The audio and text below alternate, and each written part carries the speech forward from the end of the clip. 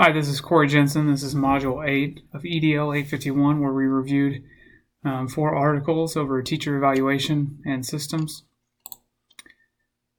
First article I looked at was teacher evaluation measures and systems. First, to talk about teacher evaluation, it's kind of a hot topic, especially here in Kansas. Since the state did away with tenure. I've been in Nebraska for the last 7 years, so I haven't been around the new system with no tenure.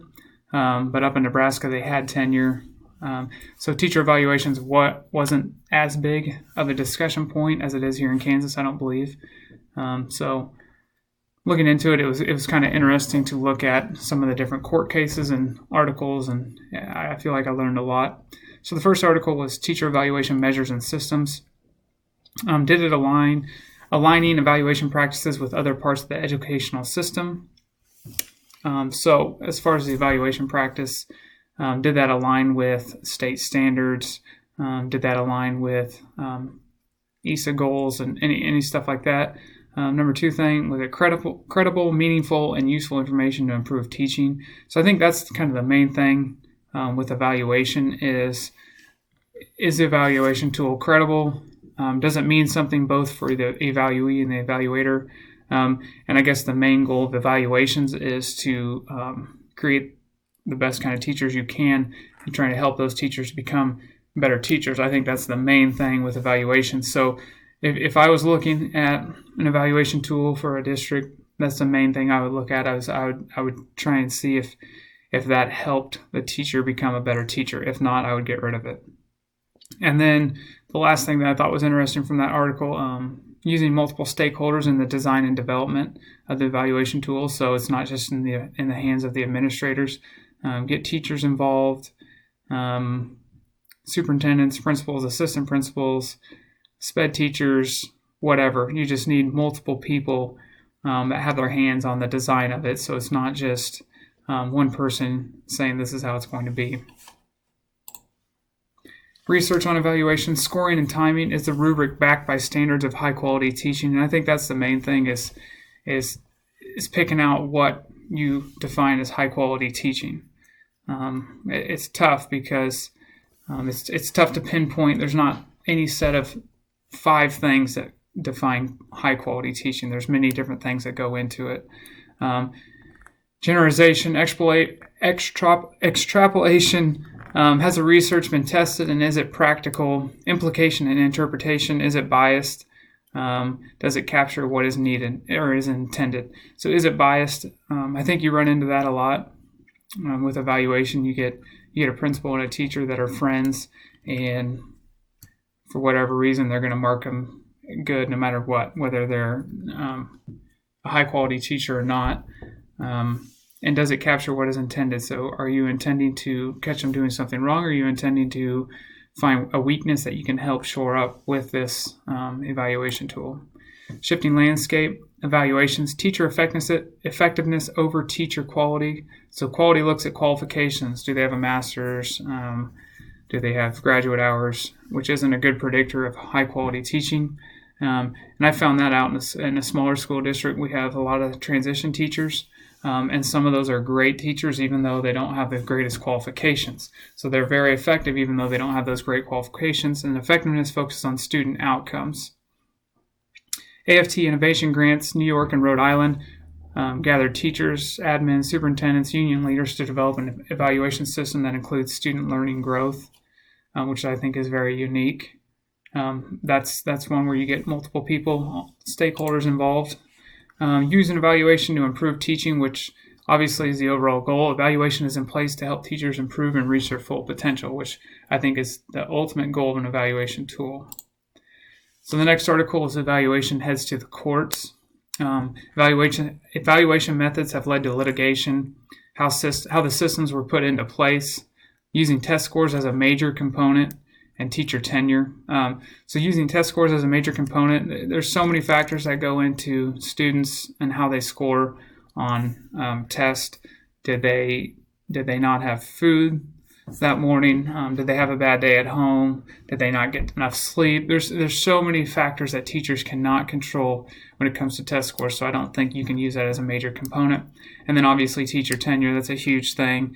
And I've heard both sides of it. Teacher tenure, most people think that teacher tenure is teachers get a guaranteed job for life, which is not the case. Teacher tenure just ensures that there's due process involved, and you can still get rid of bad teachers even if they have teacher tenure. Teacher evaluation and issue overview. Adapting teacher evaluations. It's an opportunity to strengthen the profession, better information on strengths and weaknesses. Some propose the prospect of identifying bad teachers. Some states try to connect evaluation to compensation, promotion, and dismissal, which I think is also a sticky issue if you try and connect your evaluation to compensation and promotion and dismissal. And obviously that depends on how often the evaluator gets into the classroom and who is evaluating. If you get multiple people in there more than once or twice a year, I think it'd be a little bit better, but more often than not, you're not going to get the true, evaluation of that teacher if you're only in there a couple times, and if it's the same person every time.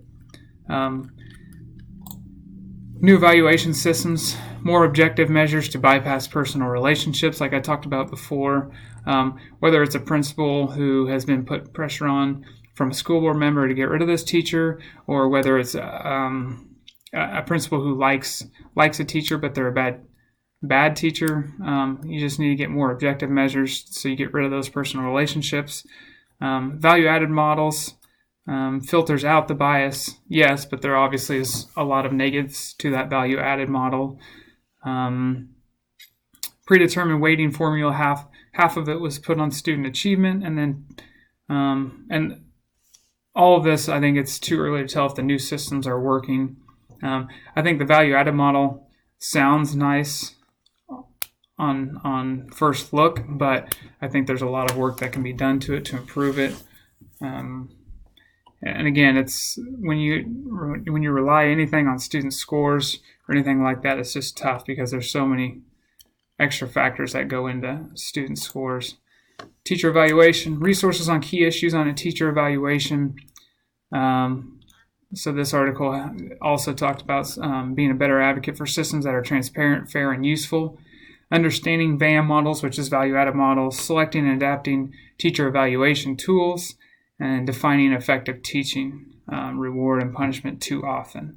So again, I like on that last point, defining effective teaching. And again, it's very tough because there's some teachers that have certain characteristics and they're effective teachers, and then there's totally different teachers that don't have any of those characteristics, but they're also effective teachers. So there's not any set characteristics that can define effective teaching.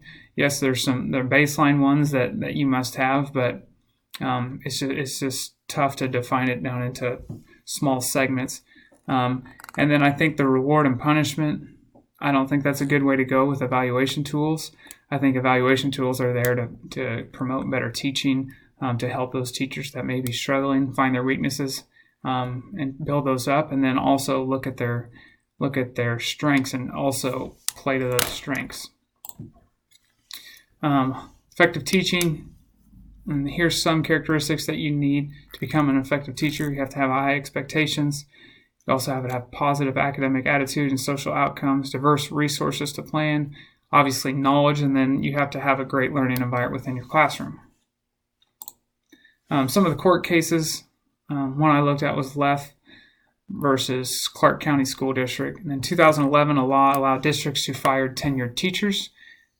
This teacher had 2 consecutive ineffective evaluation ratings. There was no due process hearing, which is the whole thing about teacher tenure.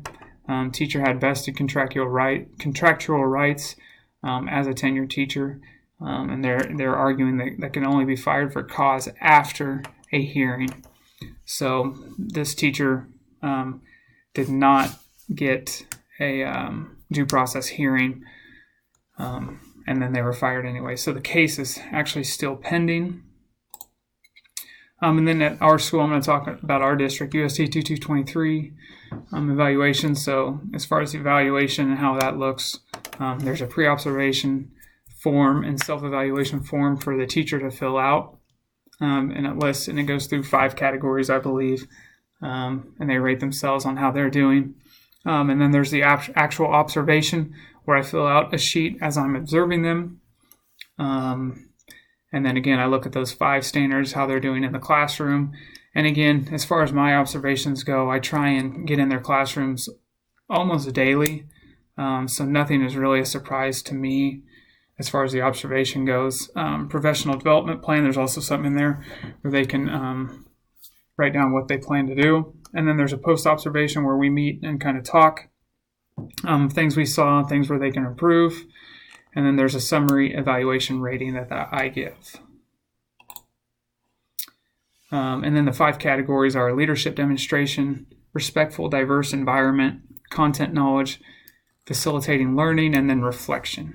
So those are the 5 standards I'm grading them on. So what recourse a teacher has as far as if they don't feel the evaluation that I give was fair. So in that post-observation, we can talk about it, and they can say, hey, listen, I don't think I was necessarily graded fairly on this. Could you come in, or could we talk about this? Could you come in and watch me again, or could we talk about this? And if then that cannot be resolved and they're still not happy with it, we can call the superintendent in, and then they can do and perform an observation as well. Obviously, this is my first year on the job giving evaluation, so I haven't gone through that. But I feel like we have systems in place that can deal with that if they feel their evaluation is inaccurate. Thank you.